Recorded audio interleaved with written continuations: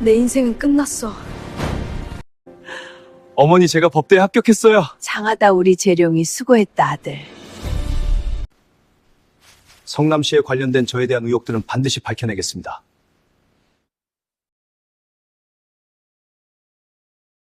국민 여러분, 지금 계엄이 선포되었습니다. 빨리 국회로 모여주십시오. 대한민국 제21대 대통령 이재룡 당선인입니다. 제 이야기 이제 들어보시겠습니까? 어제는 이런 일이 있었어요. 길을 가다가 공장 단지에서 흘러나오는 기계 소리를 들었는데 갑자기 눈물이 핑 돌더라고요. 사람들은 저를 보고 이제는 다 성공해서 편안해 보인다고들 하지만 제 마음속엔 여전히 그 시절 차가운 기계 소리와 배고픔이 남아있나 봅니다. 이 이야기는 제 기억 속의 조각들을 모아 만든 창작 드라마예요. 잠시 제 이야기에 귀를 기울여 주시겠어요? 제가 어릴 땐 참 지독하게도 가난했어요. 남들은 학교 갈 시간에 저는 공장으로 향했죠. 남들처럼 교복 한번 입어보는 게 소원이었는데 제 몸에는 교복 대신 기름때 묻은 작업복이 걸쳐져 있었습니다. 13살 그 어린 나이에 프레스 기계 앞에 서서 매일같이 기도했어요. 제발 오늘은 다치지 않게 해주세요. 제발 내일은 배불리 먹게 해주세요. 그런데 세상은 참 가혹하더라고요.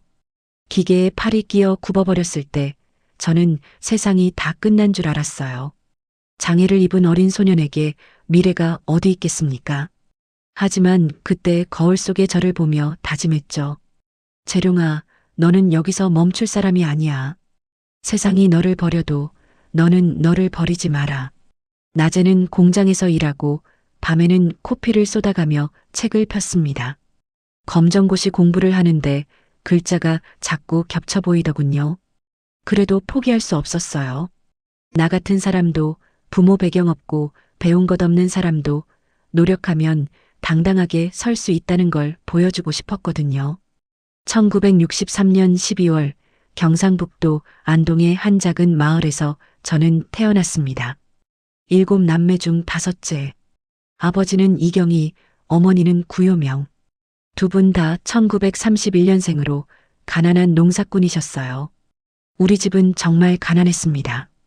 하루 세 끼를 제대로 먹는 날이 거의 없었고 보리밥에 된장국이 우리 식탁의 전부였죠. 형제들은 모두 배를 골았고 저는 그 중에서도 가장 말랐어요. 밥을 먹을 때마다 형제들끼리 서로 더 먹으려고 다투곤 했는데 저는 늘 지는 편이었습니다. 힘도 약했고 덩치도 작았거든요. 초등학교에 다닐 때 일입니다. 다른 아이들은 새 옷을 입고 새 가방을 메고 학교에 왔어요. 하지만 저는 형들이 입던 옷을 물려받아 입었고 그것도 너덜너덜해서 여기저기 기운 자국이 선명했습니다. 겨울에는 추워서 손이 꽁꽁 얼었지만 장갑도 없었어요. 발은 헌 고무신을 신었는데 비가 오면 물이 스며들어 양말이 젖곤 했죠. 그런 모습으로 학교에 가면 친구들이 놀렸습니다. 재룡이네는 정말 가난하구나. 옷 좀 봐라, 거지 같아. 그런 말들이 어린 제 가슴에 비수처럼 꽂혔어요. 가장 고통스러웠던 것은 점심시간이었습니다. 다른 아이들은 어머니가 정성스럽게 싸준 도시락을 꺼내 먹었어요. 하얀 쌀밥에 계란말이, 김치, 때로는 고기까지 들어 있었죠. 그 냄새가 교실 가득 퍼지면 저는 입안에 침이 고였습니다. 하지만 저는 도시락이 없었어요. 우리 집은 점심 도시락을 싸줄 여유가 없었거든요. 그래서 저는 점심시간만 되면 운동장 구석으로 가서 숨어 있곤 했습니다. 친구들이 물으면 거짓말을 했어요. 아침에 많이 먹어서 배 안 고파? 하지만 사실은 아침도 거의 굶다시피 했었죠. 물만 마시고 학교에 온 날도 많았습니다. 선생님께서 한 번은 저를 불러 세우셨어요. 재룡아, 너 왜 점심을 안 먹니? 어머니가 도시락을 안 싸주시니? 저는 고개를 숙인 채 아무 말도 하지 못했습니다.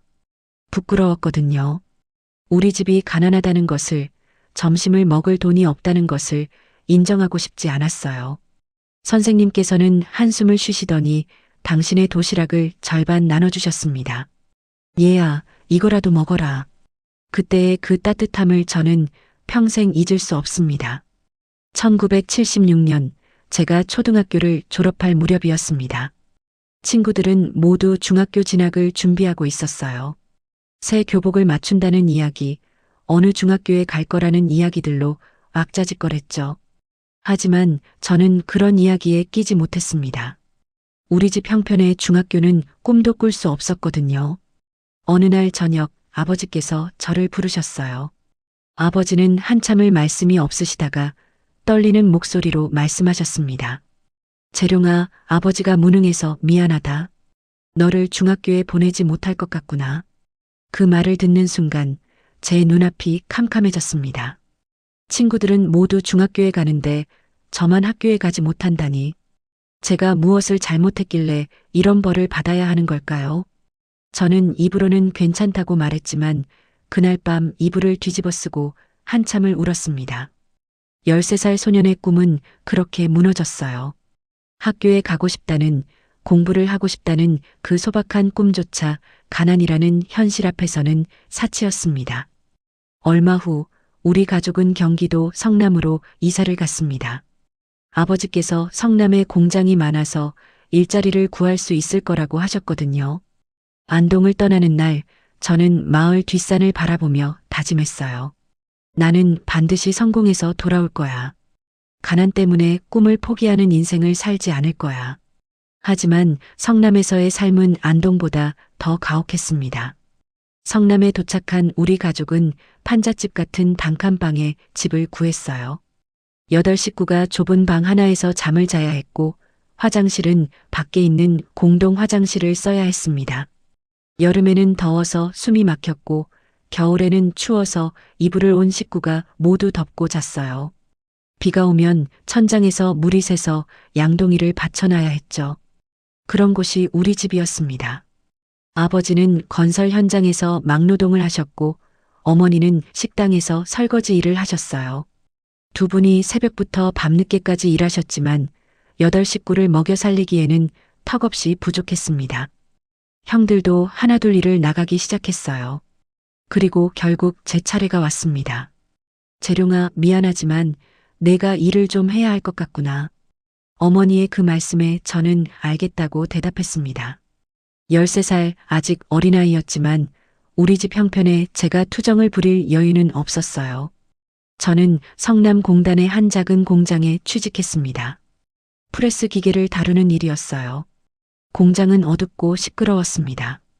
커다란 기계들이 굉음을 내며 돌아가고 쇳덩어리들이 찍혀 나왔어요.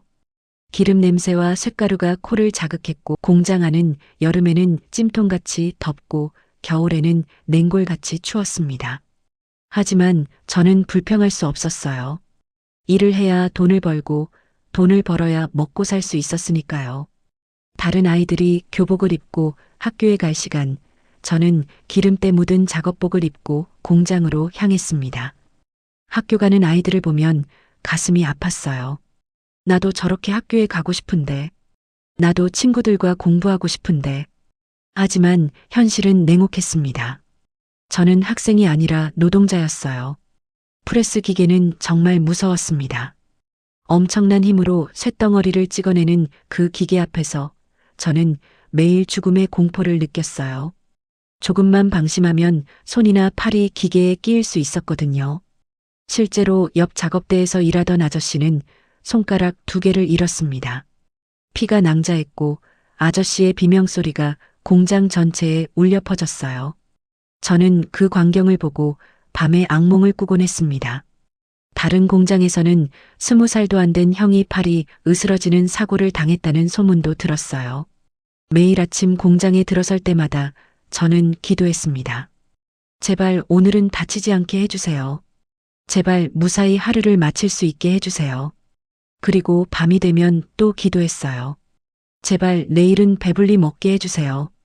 아침과 점심을 거르고 저녁만 먹는 날이 많았거든요. 공장에서 주는 밥은 형편없었어요. 보리밥에 김치 몇 조각이 전부였죠. 그나마도 배불리 먹을 수 없었습니다. 먹고 싶은 만큼 먹으면 돈을 더 내야 했으니까요. 일을 하다 보면 허리가 끊어질 것 같았고 다리가 후들거렸습니다. 13살 소년의 몸으로 감당하기에는 너무 힘든 노동이었어요. 하지만 쉴 수도 없었습니다. 쉬는 시간 외에는 계속 일해야 했고 조금이라도 늦장을 부리면 반장이 소리를 질렀거든요. 빨리빨리 해. 놀지 말고 일해. 그런 고함 소리가 하루 종일 귓가에 울렸습니다. 같은 공장에서 일하던 아저씨가 한 번은 저에게 물으셨어요. 너 학교는 언제 가니? 저는 대답하지 못하고 그저 웃기만 했습니다. 학교요? 저는 학교에 갈 수 없어요. 공장에서 일해야 하니까요. 아저씨는 안타까운 표정으로 저를 바라보셨어요. 불쌍한 녀석? 이렇게 어린 것이? 그때 그 눈빛을 저는 잊을 수가 없습니다. 1978년 어느 여름날이었습니다. 그날도 저는 평소처럼 프레스 기계 앞에 서 있었어요. 날씨가 무척 더웠고 공장 안은 찜통 같았습니다. 환풍기도 제대로 돌아가지 않았고 땀이 비 오듯 흘러내렸어요. 피곤하고 더워서 정신이 몽롱했습니다. 잠을 제대로 못 자서 눈꺼풀이 무거웠고 머리가 어지러질했어요. 그래서 잠깐, 정말 잠깐 한눈을 팔았던 것 같습니다. 바로 그 순간이었습니다. 꽈직 하는 소리와 함께 엄청난 고통이 왼팔을 휘감았어요. 제 왼팔이 프레스 기계에 끼어버린 겁니다. 뼈가 부서지는 소리가 들렸고 피가 쏟아져 나왔습니다. 으악! 저는 비명을 질렀어요. 그렇게 아픈 건 난생 처음이었습니다. 눈앞이 하얗게 변했고 정신이 아득해졌어요. 주변이 아수라장이 되었습니다. 동료들이 급히 달려와 기계를 멈추고 저를 끌어냈어요.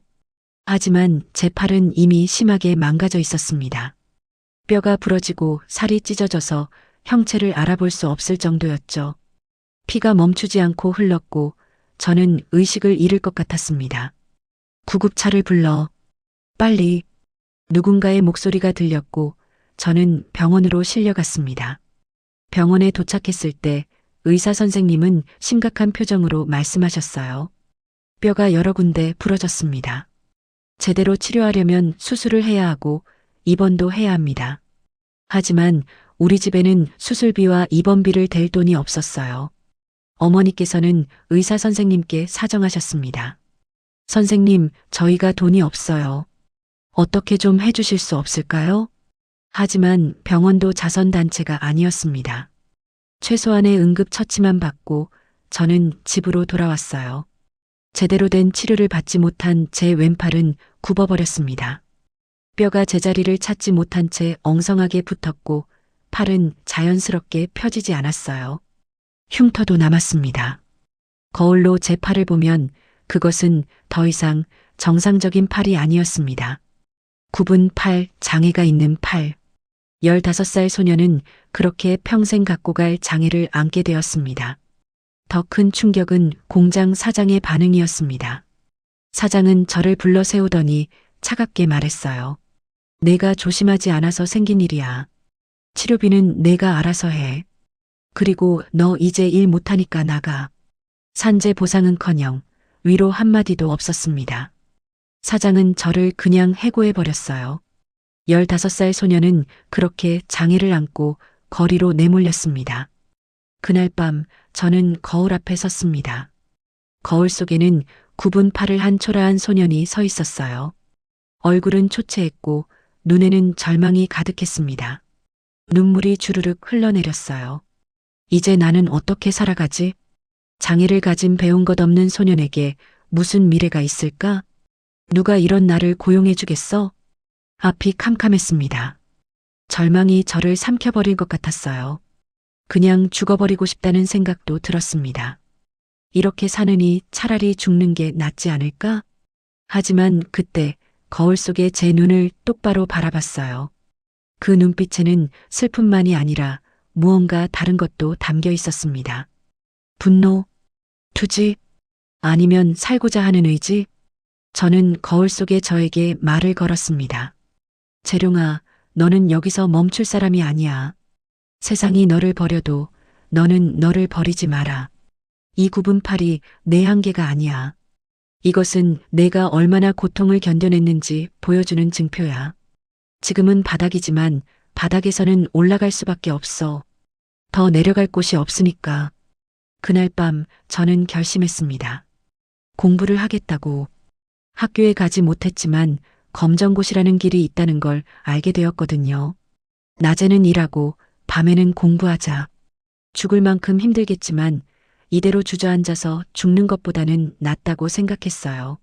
나 같은 사람도 부모 배경 없고 배운 것 없는 사람도 노력하면 당당하게 설 수 있다는 걸 세상에 보여주고 싶었습니다. 팔 부상에서 어느 정도 회복한 후 저는 다시 일자리를 구했습니다. 굽은 팔 때문에 받아주는 곳이 많지 않았어요. 10군데를 찾아가면 9군데에서 거절당했습니다. 팔이 불편한데 어떻게 일을 하겠어? 다른 사람 구해. 그런 말들을 들을 때마다 가슴이 무너졌지만 저는 포기하지 않았어요. 그리고 결국 한 작은 공장에서 저를 받아줬습니다. 아침 6시에 출근해서 저녁 6시까지 일했습니다. 굽은 팔로 일하는 것은 정말 힘들었어요. 정상적인 팔보다 힘이 약했고 작업 속도도 느렸습니다. 반장은 늘 불만이었죠. 야, 이재룡. 좀 빨리 못해? 다른 사람들 다 하는데 너만 왜 그래? 그런 말을 들을 때마다 이를 악물고 참았습니다. 최선을 다했어요. 남들보다 2배, 3배 노력했습니다. 일을 마치고 집에 돌아오면 몸은 녹초가 되었습니다. 침대에 누우면 그대로 잠들어 버릴 것 같았어요. 하지만 저는 바로 책상 앞에 앉았습니다. 헌 책방에서 구한 낡은 교과서들을 펼쳤어요. 중학교 국어, 수학, 영어, 사회, 과학. 혼자서 이 모든 것을 공부해야 했습니다. 학교에서 선생님의 설명을 듣지 못하니 책의 내용을 이해하기가 정말 어려웠어요. 수학 문제를 보면 무슨 말인지 전혀 모르겠더라고요. 한 문제를 풀기 위해 몇 시간씩 매달리기도 했습니다. 영어는 더 했어요. 알파벳조차 제대로 배운 적이 없는데 단어를 외우고 문법을 익힌다는 게 얼마나 힘든지. 하지만 포기하지 않았습니다. 밤 12시, 1시까지 공부했어요. 눈꺼풀이 무거워지고 글자가 흐려지면 찬물로 세수를 했습니다. 그리고 다시 책상 앞에 앉았죠. 어머니께서 늦은 밤까지 불 켜진 제 방을 보시고는 안타까워하셨어요.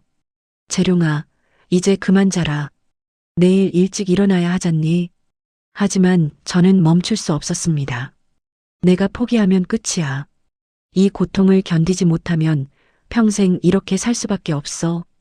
때로는 코피가 쏟아질 때도 있었습니다. 과로와 스트레스로 몸이 망가져가는 것을 느꼈어요. 체중도 빠졌고 얼굴은 창백해졌습니다. 하지만 공부를 멈출 수는 없었습니다. 글자가 겹쳐 보이고 눈앞이 흐려질 때도 있었어요. 그럴 때마다 고개를 젓고 정신을 차렸습니다. 아니야, 아직 끝나지 않았어.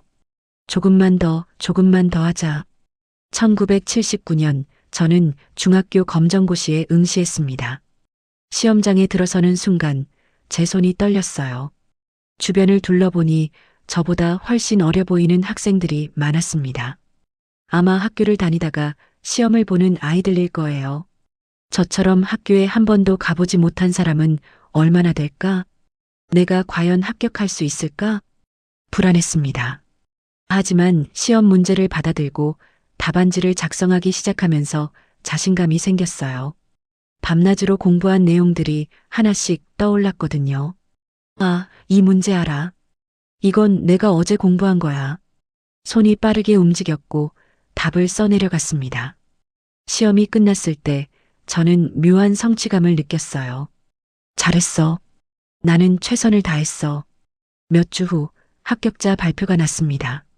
떨리는 마음으로 게시판 앞에 섰어요. 수많은 이름들 사이에서 제 이름을 찾았습니다. 이재룡. 있었습니다. 제 이름이 거기 있었어요. 합격했다. 내가 해냈어. 너무 기뻐서 소리를 질렀습니다. 주변 사람들이 저를 쳐다봤지만 신경 쓰지 않았어요. 저는 합격했습니다. 학교에 가지 못한 공장 소년이 혼자 공부해서 검정고시에 합격한 겁니다. 집에 돌아와 어머니께 합격증을 보여드렸을 때 어머니도 우셨어요. 어머니의 투박한 손이 제 머리를 쓰다듬었습니다. 재룡아, 정말 장하다. 우리 아들 정말 대단하구나. 어머니의 목소리는 떨리고 있었고 눈에는 눈물이 가득했어요. 저도 울었습니다. 어머니와 함께 기쁨의 눈물을 흘렸어요. 하지만 이것은 시작에 불과했습니다. 이제 고등학교 검정고시를 준비해야 했어요. 그리고 그 후에는 대학이라는 더 높은 산이 기다리고 있었습니다. 다시 낮에는 공장에서, 밤에는 책상 앞에서의 전쟁이 시작되었어요. 고등학교 과정은 중학교보다 훨씬 어려웠습니다. 특히 수학과 과학은 독학으로 공부하기에는 너무 복잡했어요. 미적분, 함수, 화학 반응식, 물리 법칙. 이런 것들을 혼자 이해한다는 것이 얼마나 힘든지. 하지만 포기할 수 없었죠. 작은 도서관에 가서 참고서를 빌려보고 이해가 안 되는 부분은 몇 번이고 반복해서 읽었습니다. 영어도 점점 어려워졌어요. 긴 독해 지문들, 복잡한 문법 구조들. 하나하나 사전을 찾아가며 공부했습니다. 사전도 살 돈이 없어서 도서관에서 빌려봤어요.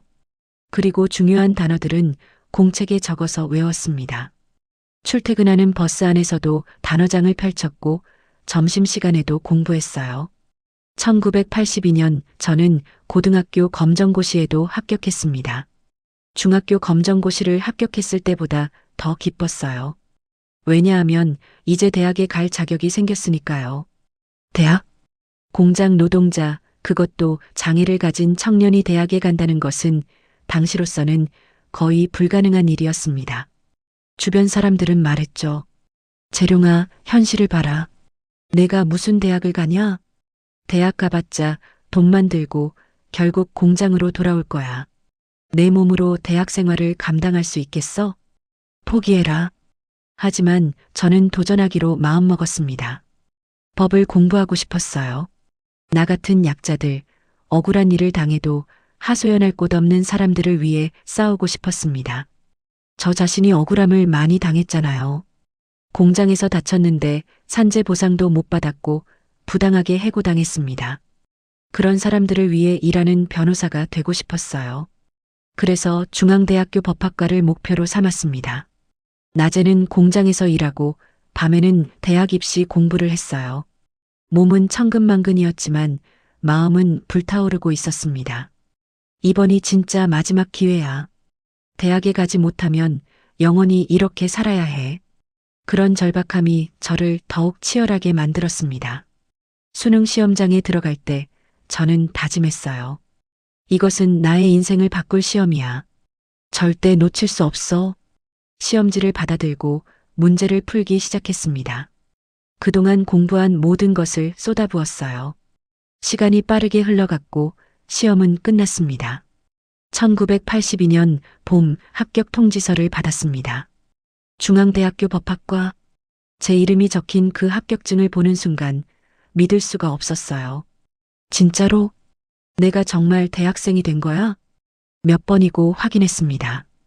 이재룡, 중앙대학교 법학과 합격. 정말이었습니다. 어머니, 제가 대학생이 되었어요. 집으로 뛰어가서 소리쳤습니다. 어머니께서는 제 손을 잡고 한참을 우셨어요. 재룡아, 내가 이렇게 해낼 줄은 몰랐다. 정말 고생 많았다. 우리 아들 정말 대단하다. 어머니의 투박한 손이 저를 꼭 껴안았고 저도 어머니를 꼭 안았습니다. 공장 소년이 대학생이 된 순간이었습니다. 불가능을 가능으로 만든 순간.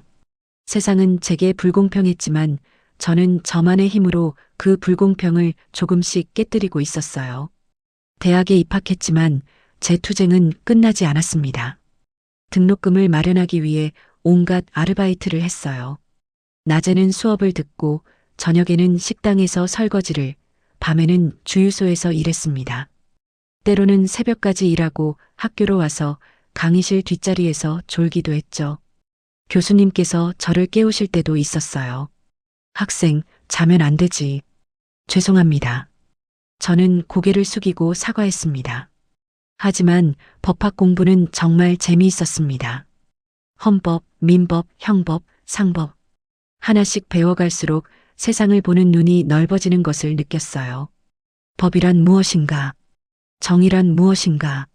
그런 근본적인 질문들에 대해 생각했습니다. 법은 정의여야 한다. 교수님의 그 말씀이 제 가슴에 깊이 새겨졌어요.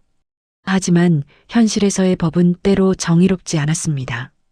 돈 있는 사람들은 좋은 변호사를 구해서 빠져나가고 가난한 사람들은 억울함을 호소할 곳도 없이 감옥에 갔어요.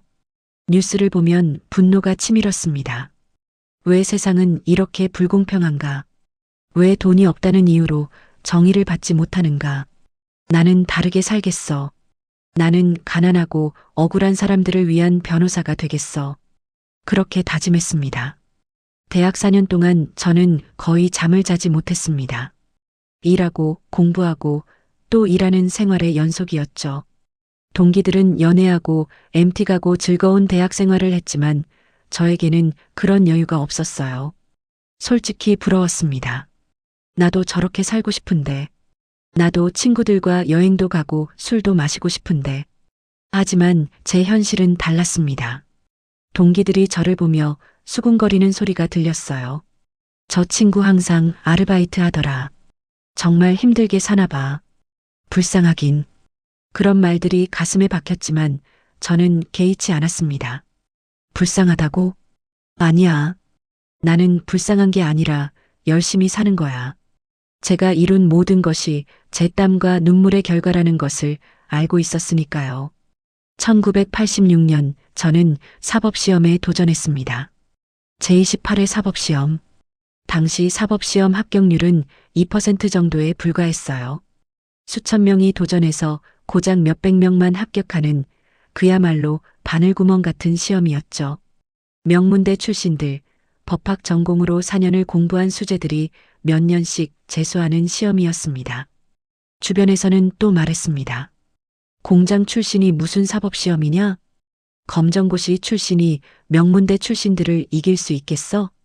아르바이트 하면서 공부해서 합격할 수 있을 것 같아? 포기해라. 하지만 저는 알고 있었어요.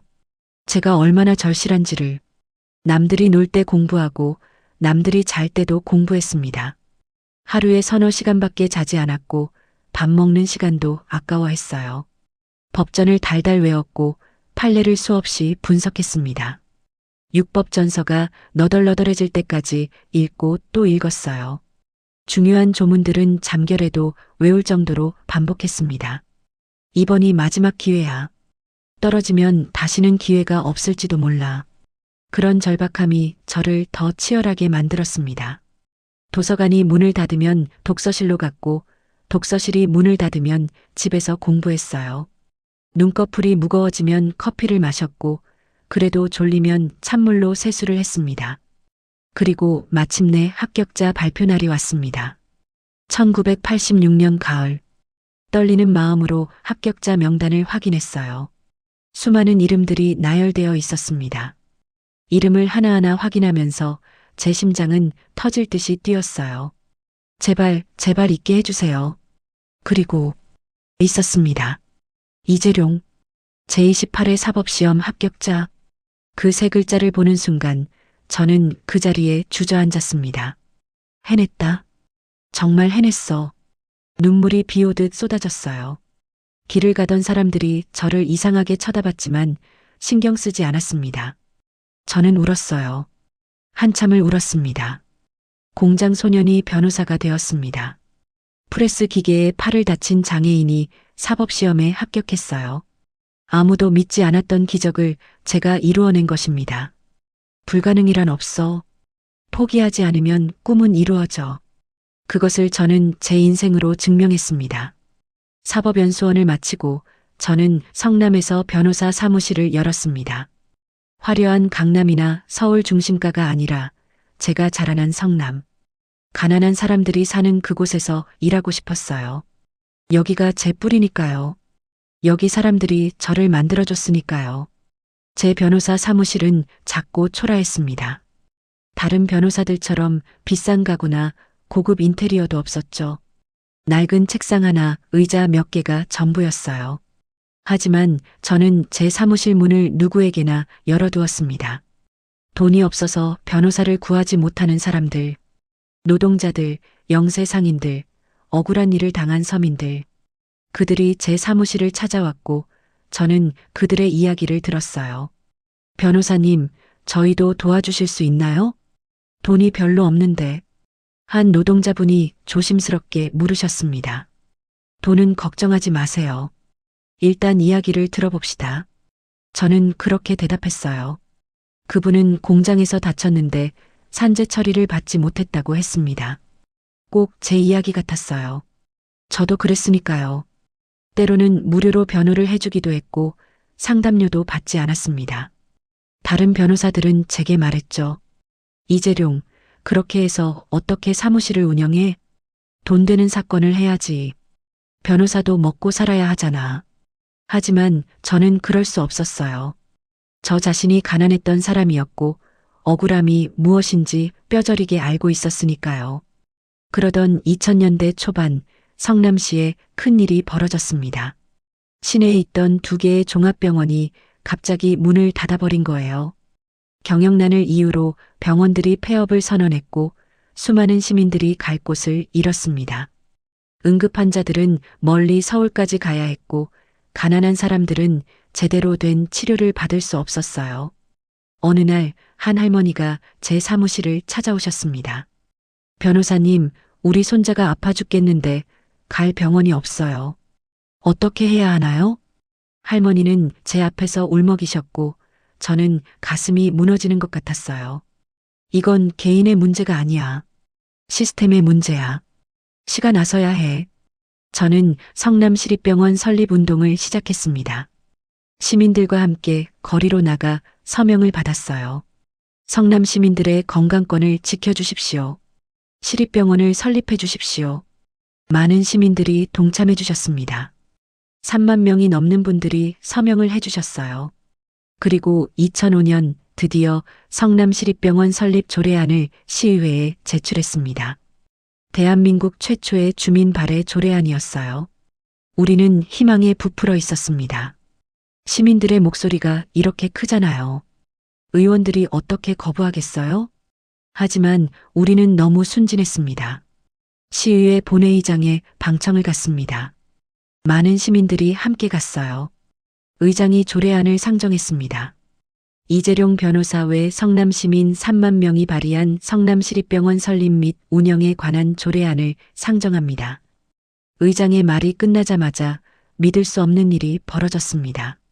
반대, 부결, 의원들이 손을 들며 외쳤어요. 토론도 없이, 심사도 없이 단 47초 만에 조례안이 날치기로 부결되어 버렸습니다.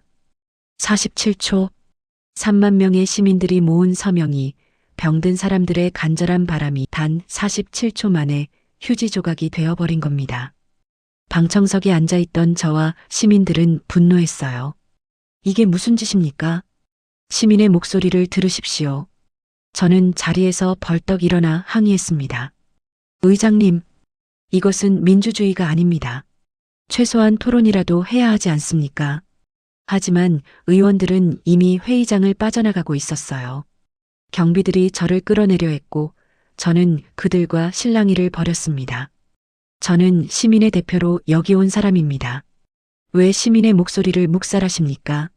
소란이 커졌고 결국 저는 강제로 끌려 나왔어요. 그때의 분노와 좌절을 어떻게 표현할 수 있을까요? 며칠 후 저는 경찰로부터 연락을 받았습니다. 특수공무집행방해죄로 수배되었다고 했어요. 시의회에서 소란을 피웠다는 이유였죠. 변호사가 법을 어겼다고? 억울한 시민들을 위해 목소리를 낸 것이 범죄란 말인가? 저는 분노했지만 동시에 깨달았습니다. 사회운동만으로는 세상을 바꿀 수 없어. 권력을 가진 사람이 되어야 해.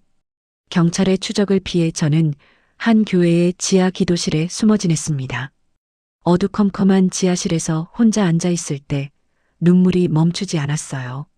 왜 정의를 위해 싸우는 내가 범죄자 취급을 받아야 하나? 왜 아픈 사람들을 돕고자 하는 것이 죄가 되나? 하지만 그 어둠 속에서 저는 결심했습니다. 내가 직접 권한을 가진 사람이 되어 세상을 바꾸겠다. 성남시장이 되어 시립병원을 반드시 만들겠다. 그것이 저의 정치 입문 동기였습니다. 2006년 지방선거. 저는 성남시장에 출마했습니다. 수배령을 받은 변호사가 시장 선거에 나온다는 것 자체가 화제였죠. 언론은 연일 저를 다뤘어요. 하지만 현실은 가혹했습니다. 기득권 정치인들은 저를 과격분자, 빨갱이라고 공격했어요. 이재룡은 법을 어긴 범죄자입니다. 그런 사람을 시장으로 뽑을 수 있습니까? 선거 결과 저는 23.75%의 득표율로 낙선했습니다. 첫 정치 도전은 실패로 끝났죠. 개표 방송을 보면서 저는 무너졌어요. 역시 안 되는구나. 나 같은 사람이 정치를 하겠다는 게 무리였나 봐. 하지만 곧 정신을 차렸습니다. 아니야. 포기하지 마. 다음에는 반드시 이긴다. 준비를 더 철저히 하자. 4년 동안 저는 준비했습니다. 성남 곳곳을 누비며 시민들을 만났어요. 그들의 이야기를 들었고 그들의 아픔을 함께 나눴습니다. 시장, 골목, 공장, 가정. 어디든 찾아갔어요. 그리고 2010년 지방선거에 다시 도전했습니다. 이번에는 달랐어요. 시민 여러분, 저 이재룡은 여러분과 같은 사람입니다. 저도 가난했고 차별받았고 억울한 일을 당했습니다. 하지만 포기하지 않고 여기까지 왔습니다. 여러분과 함께 성남을 바꾸고 싶습니다. 제 진심이 시민들에게 전달되었습니다. 그리고 개표 결과 당선, 이재룡 후보 당선, 저는 성남시장이 되었습니다. 개표 방송을 보던 저는 그 자리에서 무릎을 꿇고 울었어요. 어머니, 제가 해냈어요. 시장이 되었어요. 어머니도 함께 우셨습니다. 재룡아, 정말 장하다. 이제 내가 꿈꾸던 일을 할 수 있겠구나. 취임 첫날, 저는 시장실을 둘러봤습니다. 호화롭게 꾸며진 넓은 시장실, 고급 가구들과 비싼 인테리어. 이건 아니야. 시민의 세금으로 이렇게 호화롭게 꾸밀 필요가 없어. 저는 즉시 결정했습니다. 시장실을 시민들을 위한 북카페로 만들겠다고. 그리고 저는 훨씬 작은 방으로 집무실을 옮겼어요. 시장님, 너무 좁지 않습니까? 괜찮습니다. 저는 이 정도면 충분해요. 이 소식이 언론에 알려지자 큰 화제가 되었습니다. 파격적인 이재룡 시장, 호화 시장실을 북카페로. 시민들은 환호했고 저는 확신했어요. 제대로 가고 있어. 시민이 주인인 성남을 만들 수 있어. 취임하자마자 저는 충격적인 사실을 알게 되었습니다. 성남시의 부채가 무려 6,642억 원. 거의 파산 직전이었어요. 판교 신도시 조성사업 때문에 진 빚인데 단기간에 갚을 방법이 없었습니다. 이건 심각한 문제였어요. 이 빚을 어떻게 갚지? 저는 고민 끝에 결단을 내렸습니다. 대한민국 지방자치단체 최초로 모라토리엄 지불 유예를 선언하겠다고. 성남시는 현재 5,200억 원의 빚을 즉시 갚을 수 없습니다. 유예를 요청합니다. 이 선언은 엄청난 파장을 일으켰어요. 이재룡이 성남을 망칠 것이다. 무책임한 포퓰리즘이다. 비난이 쏟아졌습니다. 하지만 저는 믿었어요. 투명하게 재정을 관리하고 불필요한 지출을 줄이고 효율적으로 운영하면 빚을 갚을 수 있다고. 그리고 제 예상은 맞았습니다. 취임 3년 만에 성남시의 부채를 완전히 청산했습니다. 6,642억 원이라는 천문학적인 빚을 3년 만에 갚아버린 거예요. 이재룡이 해냈다. 불가능을 가능으로 만들었다. 이제 사람들은 저를 일 잘하는 시장이라고 부르기 시작했습니다. 빚을 갚은 후 저는 제 오랜 꿈을 이루기 시작했습니다. 성남시립병원 건립. 1,931억 원을 투자해 최대 규모의 종합의료센터를 만들었어요. 드디어 우리 성남에도 제대로 된 병원이 생겼습니다. 시민들은 환호했고 저는 눈물을 흘렸습니다. 2005년 시의회에서 47초 만에 부결되었던 그 조례안. 10년이 지나 현실이 된 것입니다. 세상은 바뀔 수 있어요. 포기하지 않으면 꿈은 이루어집니다. 병원 개원식에서 저는 그렇게 말했습니다. 2016년 저는 또 하나의 파격적인 정책을 발표했습니다. 청년배당. 만 24세 성남시 청년들에게 연간 100만 원을 지역화폐로 지급하는 거예요. 미쳤다. 포퓰리즘이다. 나라 망하게 할 짓이다. 엄청난 비난이 쏟아졌습니다. 하지만 저는 확신이 있었어요. 청년들이 돈을 받아 지역에서 소비하면 골목 상권이 살아나고 경제가 순환된다는 것을. 그리고 제 예상은 또 맞았습니다. 청년배당으로 지역 경제가 활성화되었고 청년들의 만족도는 90%를 넘었어요. 저는 멈추지 않았습니다. 2011년부터 기초생활수급자 무상교복, 2013년부터 고등학교까지 친환경 무상급식, 2016년부터 모든 중학생 무상교복. 왜 이런 정책을 하십니까? 기자가 물었습니다. 저는 대답했죠. 저는 어릴 때 누더기 옷을 입고 다녔고 점심을 못 먹어 배를 움켜쥐고 있었습니다. 그 아픔을 아는 사람으로서 오늘의 아이들만큼은 그런 수치심을 겪지 않았으면 합니다. 교육은 평등해야 합니다. 가난한 집 아이도 부자 집 아이도 똑같이 밥을 먹고 똑같은 교복을 입어야 합니다. 제 말에 많은 사람들이 공감했습니다. 출산한 산모에게 50만 원의 산후조리비를 지원했어요. 아이를 낳는 것은 개인의 일이 아니라 사회의 일입니다. 아이를 낳고 키우는 것을 사회가 함께 책임져야 합니다. 제가 성남시장으로 재직한 8년 동안 민선 5기 공약 이행률 96%, 민선 6기 공약 이행률 94.1%, 평균 95%의 공약 이행률을 달성했습니다. 보수 성향이 강한 분당 지역의 만족도도 81.3%에 달했어요. 수많은 상을 받았습니다.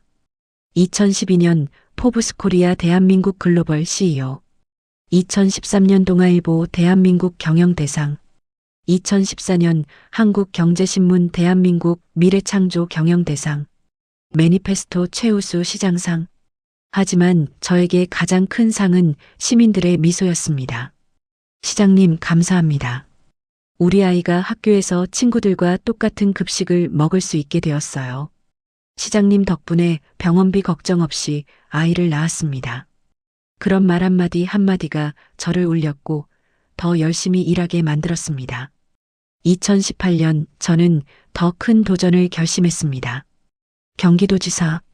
성남에서 이룬 성과를 경기도 전체로 확대하고 싶었어요. 3월 15일 저는 사랑하는 성남시장직을 사임했습니다. 성남 시민 여러분, 8년간 정말 행복했습니다. 이제 저는 더 큰 무대에서 여러분께 배운 것을 실천하겠습니다. 경선에서 60%의 득표율로 후보가 되었고 본선에서는 56.4%를 얻어 당선되었습니다. 20년 만에 민주당 출신 경기도지사가 탄생한 순간이었습니다. 경기도지사가 된 저는 또 하나의 혁신을 준비했습니다. 24시간 운영되는 응급의료 전용 닥터헬기. 당시 이국종 교수님과 협약을 맺었어요. 중증 외상 환자에게 가장 필요한 것은 골든타임 확보입니다. 헬기로 환자를 신속하게 이송하면 수많은 생명을 살릴 수 있습니다. 51억 원의 예산을 투입해 전국 최초로 24시간 닥터헬기를 도입했습니다. 2019년 6월 경기도 내 공공청사, 학교 운동장, 공원 등 2,420곳이 헬기 이착륙 장소로 지정되었어요. 긴급 상황에는 주거 침입이나 재물 손괴 등의 행위가 허용됩니다. 잠긴 운동장이 있다면 과감하게 헬기를 내리십시오.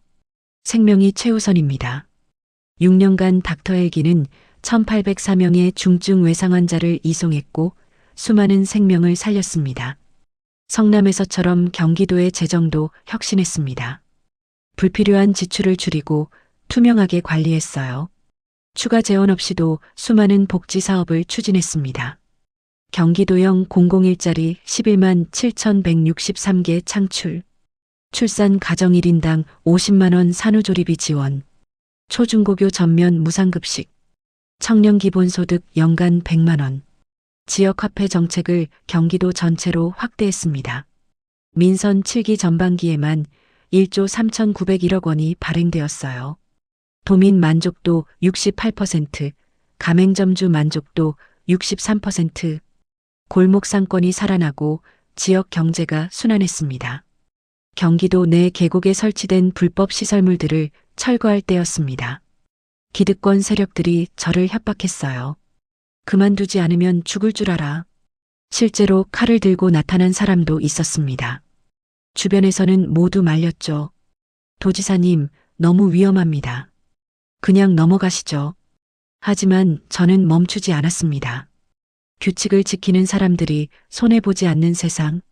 그게 당연한 거 아닙니까? 불법은 불법입니다. 권력이 있든 없든 돈이 많든 적든 상관없습니다. 결국 불법 시설물들을 모두 철거했고 깨끗한 계곡을 시민들에게 돌려드렸습니다.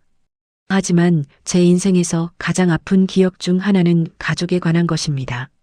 형님과의 불화, 어머니를 두고 벌어진 갈등, 그 아픔은 정치적으로 악용되어 저를 평생 따라다녔습니다. 2012년 성남시장 시절, 형님의 건강 문제로 어려운 결정을 내려야 했습니다. 전문의의 권유에 따라 치료를 권유했지만 이것이 왜곡되어 전해졌어요. 이재룡이 형을 정신병원에 강제로 입원시키려 했다. 언론은 그렇게 보도했고 저는 엄청난 비난을 받았습니다. 그 일로 형님과의 관계는 더욱 악화되었고 가족 간의 갈등은 깊어졌어요. 2020년 어머니가 세상을 떠나셨습니다. 임종 자리에서 저는 어머니의 투박한 손을 잡았어요. 주름지고 거칠고 평생 고생의 흔적이 가득한 그 손. 어머니, 이제는 아들 걱정 마시고 편히 쉬세요. 눈물이 멈추지 않았습니다. 제가 여기까지 온 것은 모두 어머니 덕분입니다. 어머니가 포기하지 말라고, 너는 할 수 있다고 말씀해 주셨기에 여기까지 왔습니다. 어머니의 장례식에서 저는 한참을 울었습니다. 정치인 이재룡이 아니라 아들 이재룡으로서 가족과의 불화는 제 평생의 주운 글씨가 되었습니다. 하지만 저는 도망가지 않았어요. 저는 완벽한 사람이 아닙니다. 가족관계에서 실수도 했고 후회하는 일도 있습니다. 하지만 저는 제 잘못을 인정하고 진심으로 사과드립니다. 대중 앞에서 눈물을 흘리며 사과했습니다. 그러자 놀라운 일이 벌어졌어요. 저를 비난하던 분들 중 몇몇이 제 손을 잡으며 말씀하셨습니다. 당신도 우리처럼 아픈 구석이 있는 사람이었구려. 완벽한 사람보다 상처를 아는 사람이 더 진실하오. 그 말 한마디가 저에게는 세상 어떤 선거 승리보다 큰 위로였습니다. 2017년 저는 대통령 선거에 도전했습니다. 박근혜 대통령 탄핵 이후 치러진 조기 대선이었어요. 저는 준비되지 않은 상태였지만 도전하기로 했습니다. 당내 경선에서 치열하게 싸웠어요. 하지만 결과는 3위. 문재인 후보가 1위, 안희정 후보가 2위, 저는 겨우 0.3%p 차이로 3위였습니다. 아, 이렇게 끝나는구나. 개표 방송을 보며 저는 허탈했습니다. 하지만 이것이 끝이 아니라는 것을 곧 깨달았어요. 2022년 저는 다시 대선에 도전했습니다. 이번에는 준비가 되어 있었어요. 당내 경선에서 77.77%라는 압도적인 지지로 후보가 되었습니다. 이번에는 반드시 이긴다. 저는 확신했습니다. 전국을 누비며 유권자들을 만났어요. 저 이재룡은 여러분과 함께 새로운 대한민국을 만들겠습니다. 하지만 선거 과정은 험난했습니다. 각종 의혹들이 쏟아졌어요. 대장동 개발 특혜 의혹, 백현동 개발 의혹, 위증교사 의혹. 언론은 매일 저를 공격했고 검찰은 저를 겨냥했습니다.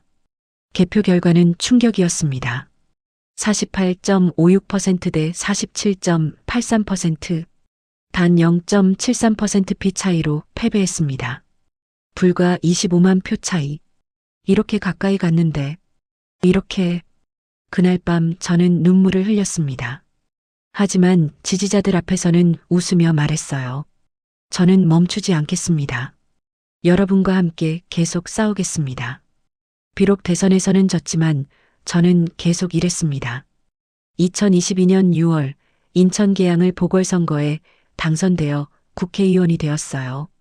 그리고 8월 더불어민주당 당대표 선거에서 77.77%를 득표하며 당대표가 되었습니다.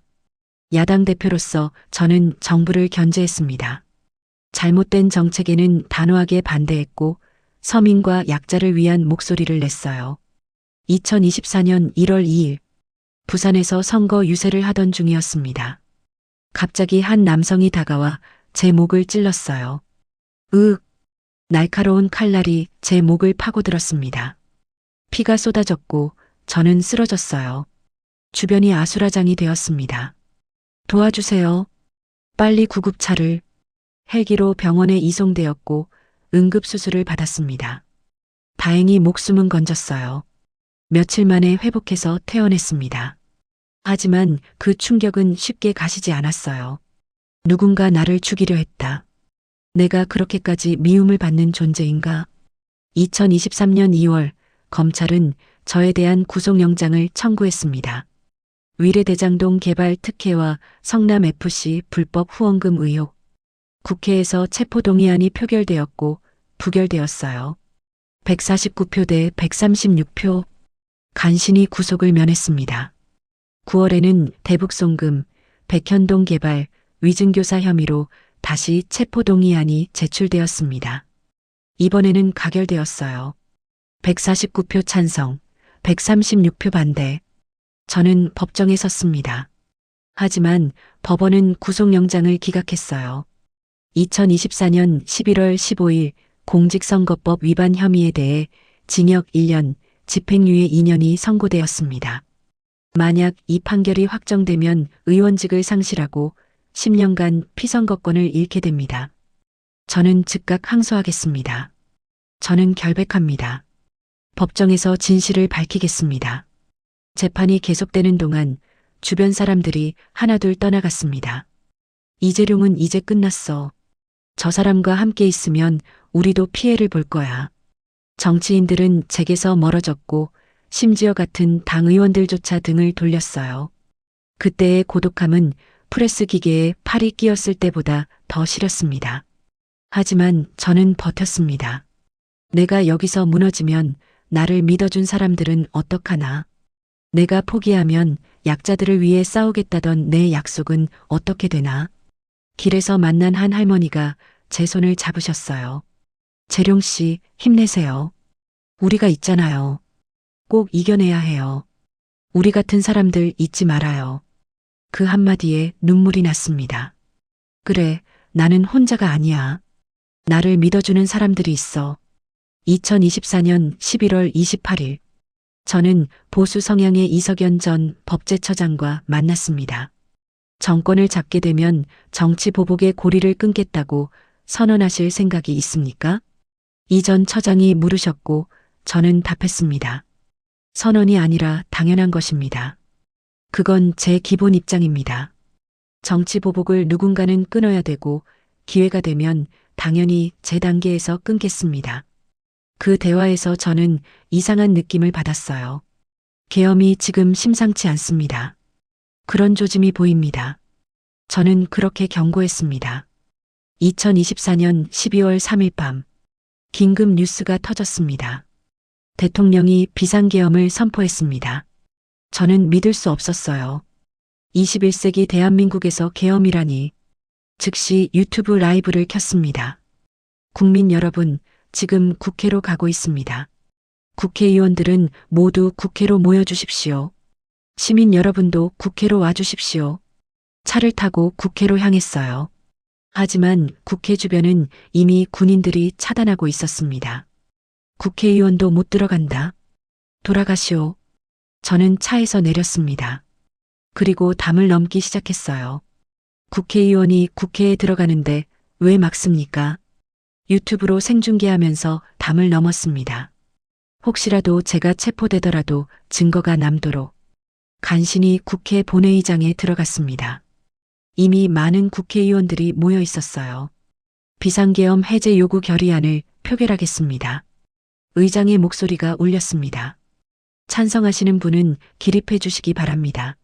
저를 포함한 모든 의원들이 일어섰어요. 만장일치. 재석 의원 190명 전원 찬성. 비상계엄 해제를 요구합니다. 그 순간 대한민국 민주주의가 살아났습니다. 군인들이 물러갔고 계엄은 해제되었어요. 밖에서는 수만 명의 시민들이 촛불을 들고 외치고 있었습니다. 저는 국회 밖으로 나가 시민들 앞에 섰습니다.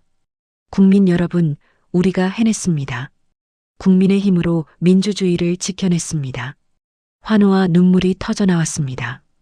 12월 14일 국회는 대통령 탄핵 소추안을 가결했습니다. 저는 탄핵 찬성 측 집회에 참석했어요. 독재는 안 됩니다. 헌법을 지키십시오.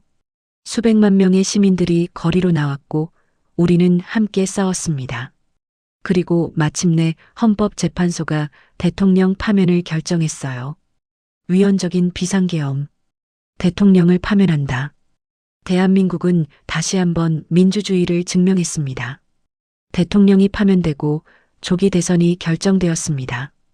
2025년 6월 3일. 저는 또다시 대선에 출마하기로 했어요. 세 번째 도전이었습니다. 이번에는 반드시 이깁니다.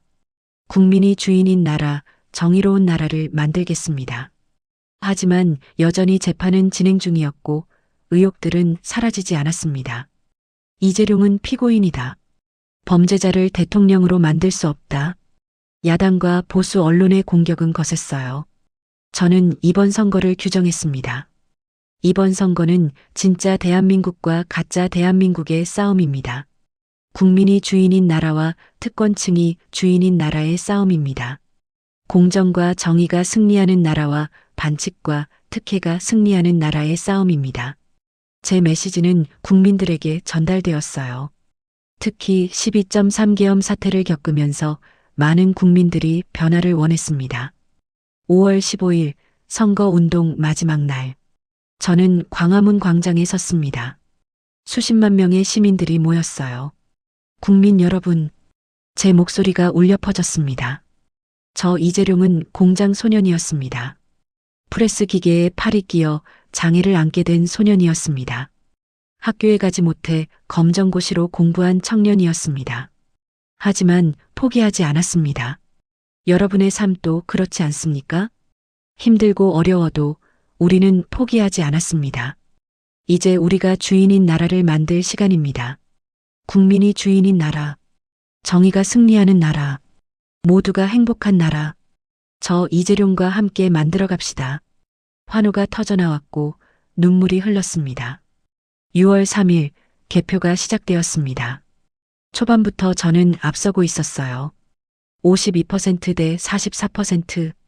시간이 갈수록 격차는 벌어졌습니다. 54% 대 43%, 56% 대 42%.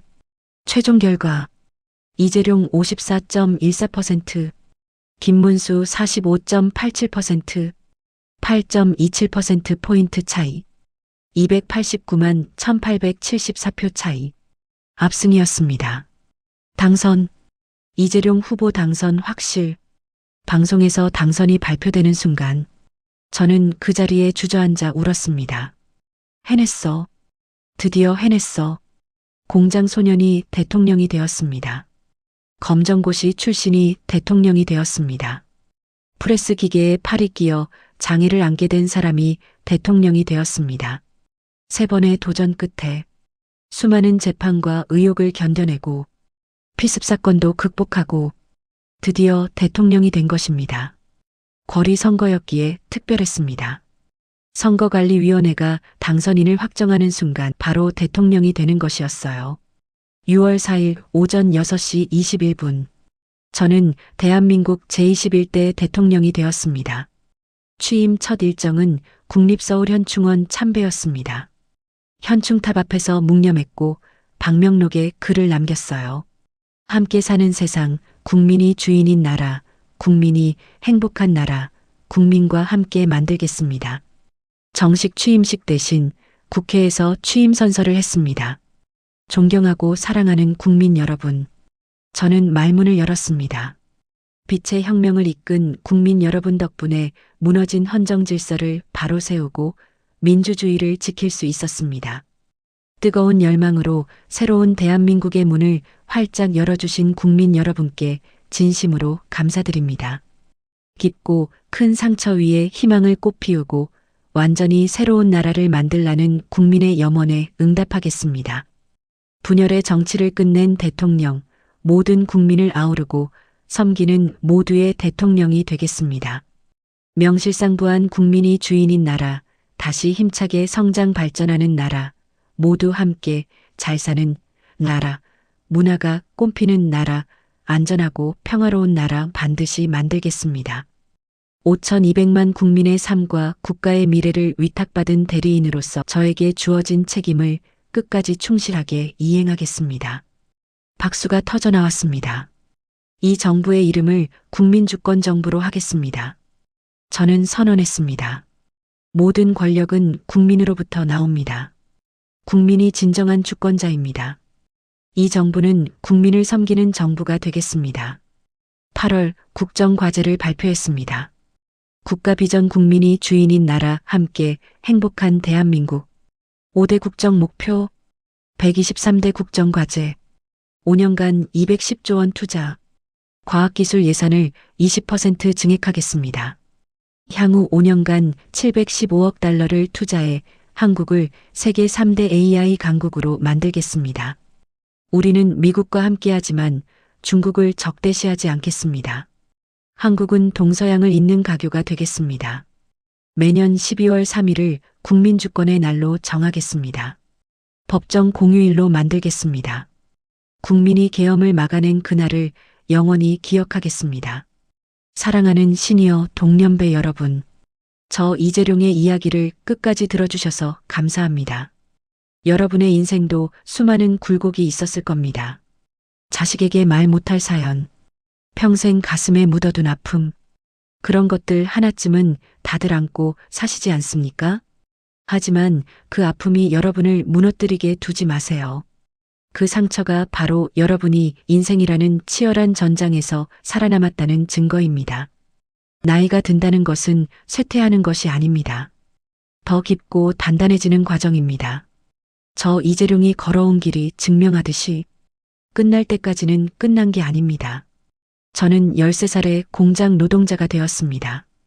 프레스 기계에 팔이 끼어 장애를 안게 되었습니다. 학교에 가지 못해 검정고시로 공부했습니다. 사법시험에 합격해 변호사가 되었습니다. 성남시립병원을 위해 싸우다 수배되었습니다. 성남시장이 되어 6,642억 원의 빚을 3년 만에 갚았습니다. 전국 최초로 청년배당, 무상급식, 무상교복을 실시했습니다. 경기도지사가 되어 24시간 닥터 헬기를 도입했습니다. 3번 대선에 도전해 3번째의 대통령이 되었습니다. 이 모든 과정에서 저는 수없이 넘어졌습니다. 수없이 울었습니다. 수없이 절망했습니다. 하지만 포기하지 않았습니다. 왜냐하면 저는 알고 있었으니까요. 제가 쓰러지면 저를 믿고 따르는 사람들도 함께 쓰러진다는 것을, 제가 포기하면 가난하고 억울한 사람들의 희망도 사라진다는 것을. 그래서 저는 일어났습니다. 다시 또 일어났습니다. 프레스 기계에 눌린 그 굽은 팔로, 밤낮 없이 일하며 만들어진 이 투박한 손으로 세상을 바꾸기 위해 싸웠습니다. 그리고 지금 저는 대한민국의 대통령입니다. 국민이 주인인 나라를 만들기 위해 매일 최선을 다하고 있습니다. 여러분, 여러분의 오늘이 어제보다 더 찬란하기를 진심으로 기원합니다. 여러분 안에 있는 그 불굴의 의지, 여러분이 평생 쌓아온 그 지혜와 경험, 그것들이 바로 여러분의 힘입니다. 나이는 숫자에 불과합니다. 중요한 것은 여러분의 마음이 얼마나 젊은가입니다. 여러분의 꿈이 얼마나 살아있는가입니다. 저 이재룡은 60을 넘어 대통령이 되었습니다. 여러분도 할 수 있습니다. 무엇이든, 언제든 포기하지 마십시오. 여러분의 인생은 아직 끝나지 않았습니다. 가장 아름다운 장이 여러분을 기다리고 있을지도 모릅니다. 우리는 모두 자기 인생의 위대한 주인공입니다. 그 사실을 잊지 마십시오. 저 이재룡이 끝까지 여러분과 함께 걷겠습니다. 국민이 주인인 나라, 모두가 행복한 나라, 정의가 승리하는 나라, 우리 함께 만들어 갑시다. 긴 이야기 들어주셔서 고맙습니다. 여러분을 사랑합니다. 대한민국 만세, 국민주권 만세,